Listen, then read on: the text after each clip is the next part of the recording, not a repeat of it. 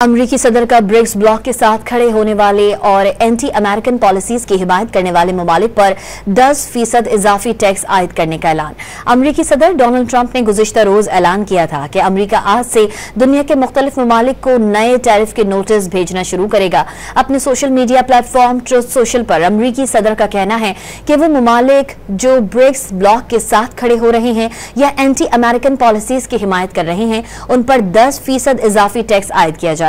वाज़े रहे कि आलमी ताकतें चीन और रूस ब्रिक्स का हिस्सा हैं, जिसमें ब्राजील, इंडिया, जनूबी अफ्रीका, ईरान, मिस्र, एथोपिया और मुत्तहिदा अरब अमारात भी शामिल हैं।